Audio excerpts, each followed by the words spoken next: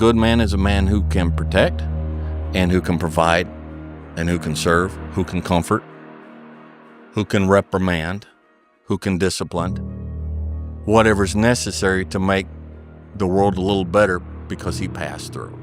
The loud voices of this world are the 99% who don't understand exactly what you have to do. That's why when I speak and you don't understand me, it's probably a good thing, because that probably means I'm in an area of life that you're not in. It is astounding how many people want to be spectacular in life but also want to fit in and be normal. You are, by definition, aiming for average. Normal people get normal results. Weird people get weird results. You literally can't do what everyone else does and not expect to get what everyone else has. By doing what everyone else does, you guarantee average results. Be the guy who embraces the ugly, the miserable. Be the guy who embraces hard work, the grind. Don't be afraid of being hurt. Don't be afraid of sacrificing some blood. You ask all my teammates, one thing about Michael Jordan was he never asked me to do something that he didn't do.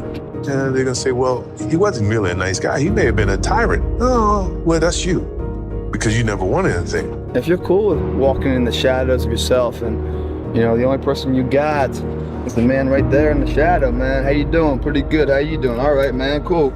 It's kind of weird having a conversation with you, but ain't no one else around because everyone else has faded way back then, way back there. You know, if you're cool with that kind of walk of life, I tell you, man, the world is your playground. So I went to a powerlifting competition a couple of years ago. There was this one guy there lifting. He holds a bunch of records in the squat. And he's a normal working class guy from a normal working class town on the outskirts of Newcastle. And watching that man warm up is something else. He's got a sacred playlist. He never listens to the songs apart from when he's about to step on to the lifting platform. He's got these headphones on and he's just walking up and down in the same way that you'd see a bull ready to go out, ready to go and chase something. And he steps out on stage and the hairs stand up on the back of your neck. You're watching this guy channel rage, fury. That's the god of war. It's your brother, your mom, your friend, the one comment they're gonna say, you've changed, why are you doing another kick like this? Oh, you're gonna try that now. Okay, here we go again. The thing is that it's not about them being right or wrong. Again, it's about how right and how wrong they could be. Let's say you wanted to start a podcast in the past and you did 3 episodes and then you fell off.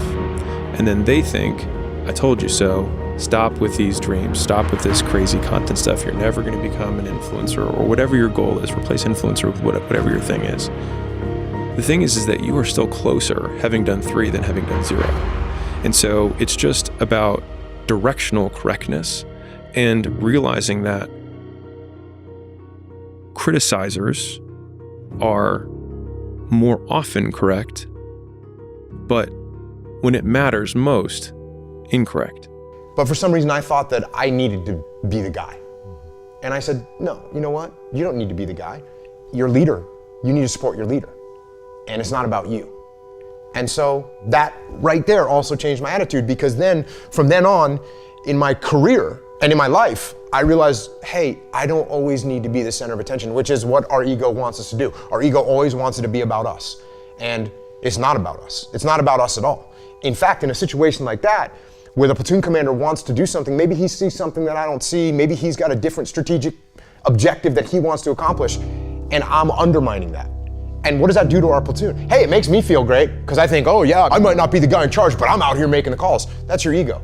And what you have to do is subordinate your ego and be supportive of the person that's in charge, and you move forward together as a team, because that's what it's about. It's not about me. It's about the team. If you are someone that deals with a crippling sense of insufficiency, your ability to discount any good thoughts you have in your mind is going to be so strong. If you try and lead with positivity first, I need to think it, wish it, believe it, and I will achieve it, your set point of negativity is going to just crush that into the ground. I'm speaking from personal experience, right? As the guy that was chronically unconfident and still has the imposter syndrome that does creep in. You have to start with action. It needs to be, okay, what would have had to have happened in a week's time for me to look back on that week and find pride in myself. Stop breaking promises to yourself. When you say, I'm going to wake up tomorrow at 7 a.m. and when the option comes to hit the snooze button, don't do it. There's one win that you've got for the day. That's action. Right? You want to leave your job and become a writer. Okay, can you commit to writing one blog post on Substack per week for the next 3 weeks? That would make you feel like less of a loser if you did that. Action has to come first. Winning requires you to go so far deep inside yourself.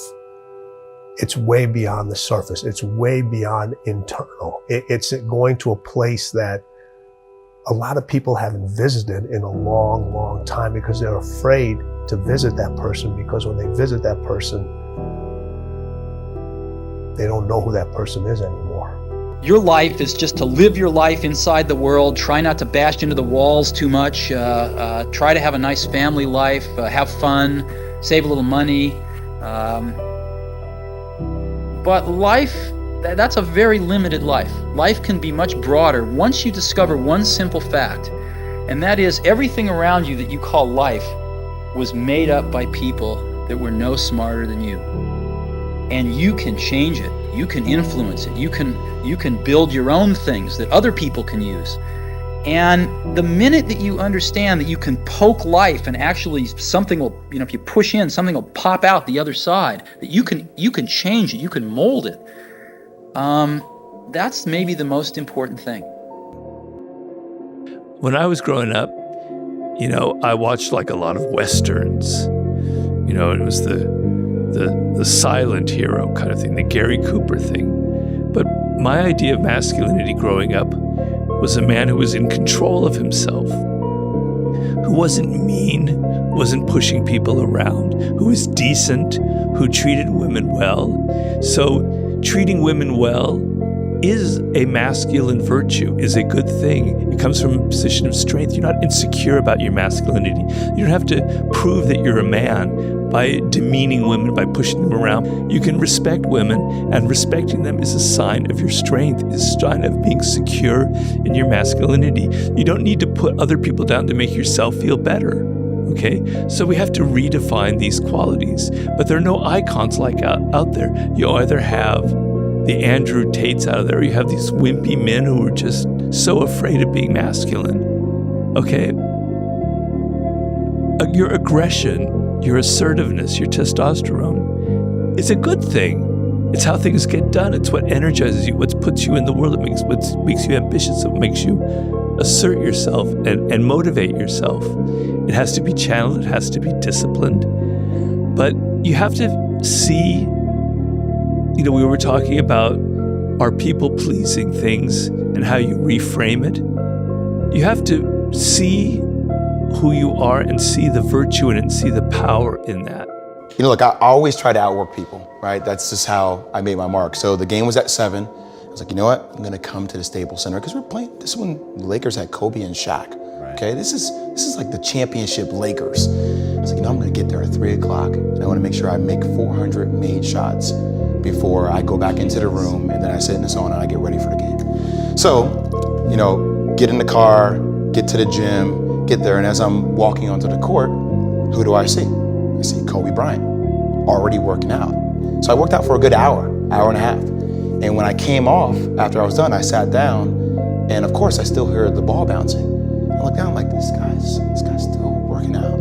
He was working out for it looks like he was in a dead sweat when I got here. Right. And he's still going. And it's not like his moves are nonchalant or lazy. He's doing like game moves, I sit there and I unlace my shoes. I'm like, I want to see how long this goes. So I sit out there and watch. 25 minutes. And he got done. I said, okay, I think I've seen enough. Go play, come back, get in the sauna, get ready for the game. That game, he drops 40 on us, okay? And after the game is over, I'm like, I have to ask this guy. I have to understand, why he works like that. Right. So after the game is over, I'm like, hey, Kobe, why were you in the gym for so long? He's like, because I saw you come in. And I wanted you to know that it doesn't matter how hard you work, that I'm willing to work harder than you. Wow. And he's like, there's nothing wrong with that. I'm not saying I dislike you as a person. You inspired me to be better. Right. And it was the first time I started to see this level of competitiveness where I said, I need to start doing more. Be the guy who embraces the ugly, the miserable.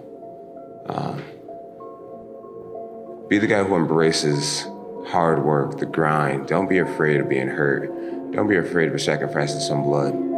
It's the moments in life, the decisions you make on a moment-to-moment basis that add up to be the guy or not the guy. Tonight, I did something, that I feel more of a guy. For me, who I am, my guy. Make the hard decisions, make the sacrifices, make the unpopular decisions, and become comfortable in your own skin. And if you are not a person that you are comfortable being alone with, that is the one person in this universe that you have full power, full right, and full responsibility to change. If you had to create a human, what would you put them through to make them tough? It probably wouldn't be a really chill life. What would you put them through to make them patient? Well, you probably wouldn't give them things immediately.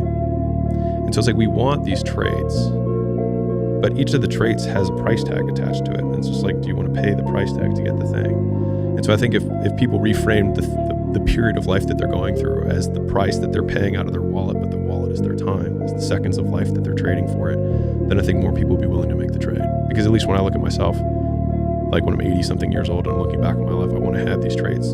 But in order to have those traits, I know I have to go through these things. And I think for me, that's given me a lot of comfort in hard times. Right now in life, your family's looking for that one guy right now.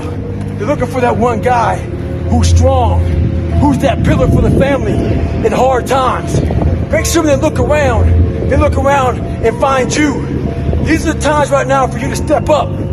Be that guy that can take anything. Stay hard. The biggest regret of the dying is never becoming your ideal self. I do believe that we're thrust in a world that we don't fit in. And I believe the journey is that a lot of people sell you a bill of goods along the way.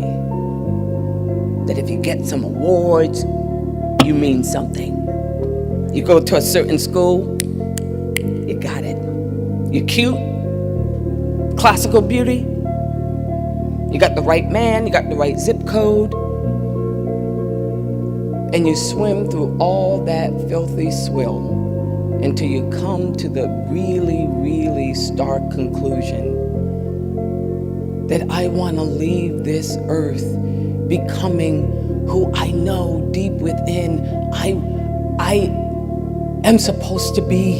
The next time you want to just give in to that desire for comfort, remember that your future self is going to be the one to suffer the consequences. It's so easy to just put it off and act like it doesn't exist. But that future self that you're passing all these burdens to will one day be yourself of the present, and you'll wish you chose to do otherwise. Everything that you do counts.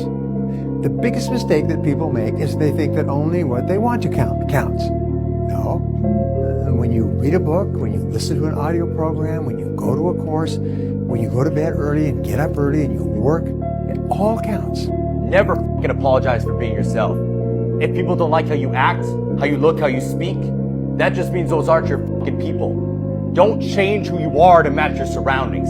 Pick better fucking surroundings and be yourself. Yeah, I don't know, most men would understand that when a man cries and he's whimpering, he's hurting.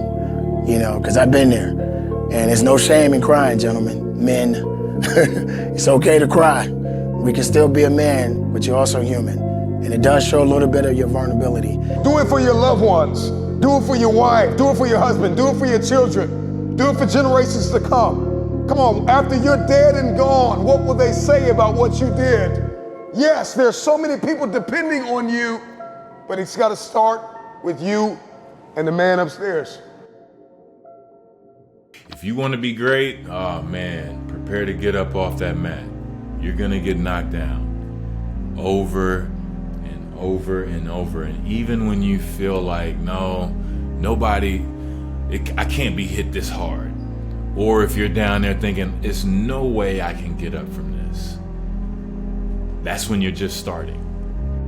For some strange reason, this world wants to see you water down the reality of who you are. Our society wants to see you think like everyone else and feel just like those around you. maybe for somebody who's so distracted from their true desires as a person, that doesn't sound so bad. But the pain of seeing through limitation in full absence of distractions is almost unbearable. You see, it hurts because the resistance wants you to give in and mold to what's expected of you. And if I can provide some advice, don't. I don't know where you are in your game of life. You may be in your third quarter. You may be in your fourth quarter. Come on, you're not gonna live forever, not in this world, come on. You may be in your first quarter, your second half, and this time it's gotta be personal. See, last time you were just running through the plays. Last time you were just running the songs that you rehearsed in rehearsal. Last time you were just going through the motions and you got numb, come on, and you got tired and weary, and now you're broken and bitter and angry because you lost. And I'm just wondering if you're courageous enough, bold enough, if you have enough faith, come on, if you have enough inside of you, resilience to come back to the scene. This life is relentless. You better keep coming back from all your failures, all your doubts, all your shit. You better keep fighting, keep getting up. Never fucking lay down for shit. That's one thing we should all agree on. If you've been broken once, you know how that shit feels. That means, fuck it, try and break me again. You got a lot of people paying their hard-earned money to come watch you perform. It's your job to be in shape. It's your job to be strong enough to perform at that level every single night. And as a competitor, I'm not ducking. Like, it's not, oh my God, my back hurts, I'm sore, we gotta play Vince Carter and Toronto Raptors tonight. Pick your mountain, whatever that mountain is, and each journey of the mountain is a million steps, and each day you have to take that step. Yeah. Each day you take that step, you look up at the mountain, you say, that's where I want to go. And then each next day you take your step over and over and over again. Everything was done to try to learn how to become a better basketball player. Everything. And so when you have that point of view, then literally the world becomes your library to help you to become better at your craft. Let yourself go, fall free into it, step into it. You are worthy. You are an unrepeatable miracle, and there is none like you in all the earth. There will never be another you. Your DNA, your fingerprint, come on, your gait, your presence, your authenticity, come on, you're special and you're necessary.